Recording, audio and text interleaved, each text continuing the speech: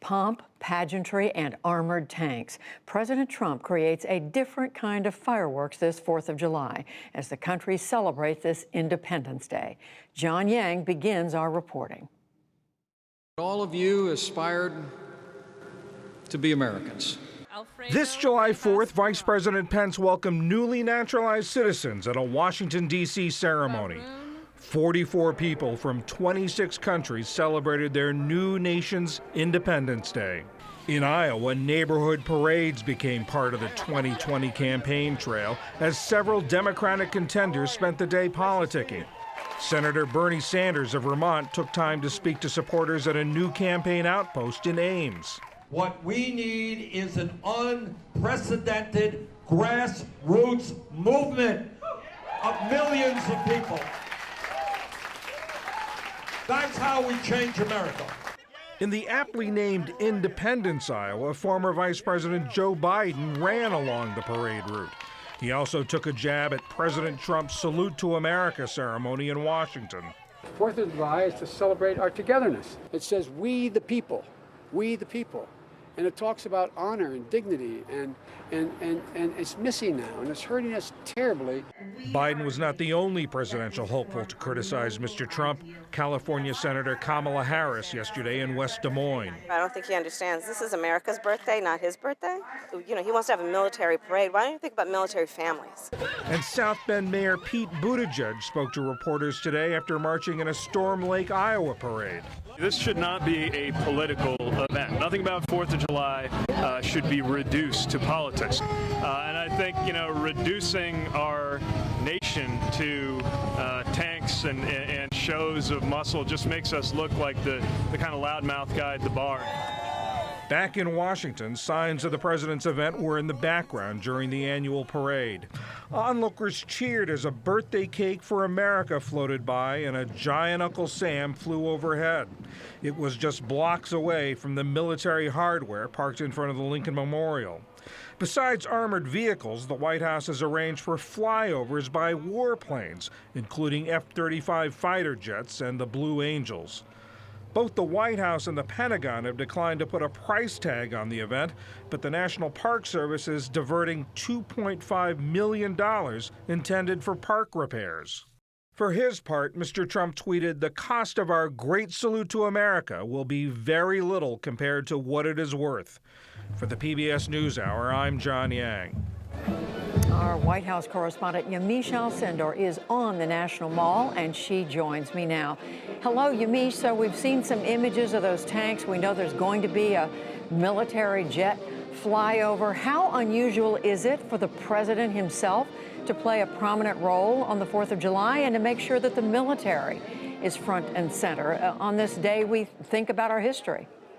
Well, it's really unprecedented for the president to hold a July 4th address alongside military equipment and military leaders. The president said he wants to honor America and really celebrate all this military equipment that he's excited is being made. In the Oval Office this week, he said that there are tanks being made in Ohio and he wants people to see them. That being said, there are politics at play here. The Republican National Committee was giving out VIP donor tickets to Republican donors. There are also people that are close to the president that are going to have really good seats here. The other thing to note is that the president is really excited about this, but there is a lot of criticism about the president really using the military in this way. I've been talking to former military officials who tell me it's, quote, ridiculous for the president to essentially force military leaders to stand behind him and stand next to him. They also said that this is really the stuff of dictators, that in Russia or North Korea you see military parades like this, but here in America you don't see that. That being said, the president says he is excited to address this crowd. And Yamiche, you're standing in front of the president's going to be speaking in front of the Lincoln Memorial, a place that is fraught with meaning, certainly fraught with American history. What do we know about what the president is going to say in his speech tonight?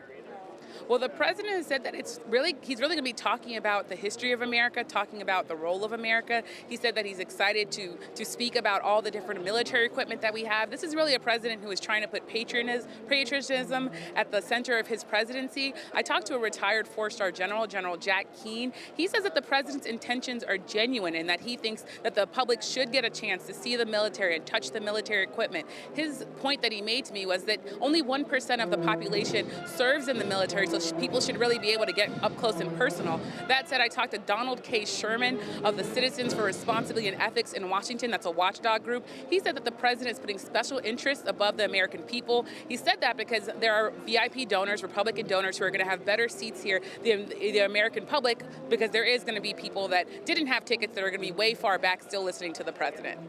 And Yamiche, you were telling us you've been hearing about the cost of this event and about how there have been some complaints about that. There have been, the biggest concern from critics of the president has been that he's spending too much money on this and that this is really a waste of money for the president to have a vanity project. I spoke to a D.C. government official. That person told me that D.C. still hasn't been paid back for the $7.3 million that they spent during inauguration in 2017 for President Trump. Also, Eleanor Holmes Norton, she's a representative for the D.C. in Congress. She also is pointing out that the D.C. government has not been paid back.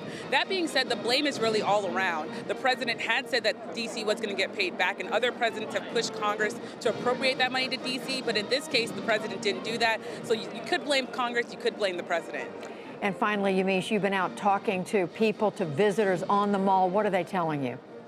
We spoke to a lot of different people on the mall today. Our team's been out since 6:30 in the morning. I want to first play some sound of Diane Atkins. She's a municipal worker in New York who is very excited about this event. Listen to what she had to say. Some people feel, oh, is this a dictatorship because you're bringing the military? Well, actually, no. Without military involvement, this country would have not been able to survive as long as we have. And the fact that he's our president, you know, he is a Republican, but he's the president of every citizen of the United States. So it's not partisan, it's nonpartisan. We also spoke to Alex Robb. He's a 26-year-old veteran of the Navy. He was active duty until last year. He disagrees. Here's what he had to say. I feel it's kind of self-centered. It's not needed. The military is here to guard our national interests, and they're just not needed here. The world already knows how strong we are. We don't need to broadcast that. So there are a lot of different opinions, and as you can tell in some of those scenes, it's raining here in Washington, but people are still out here. I'm really excited to hear the president, so we'll have to see how it goes. Well, the weather is threatening, but we are told the president is going to speak within the hour. And Yamiche, you're going to be covering it. We're going to try to come back to you at the end of the program. Thank you. Thanks, Judy.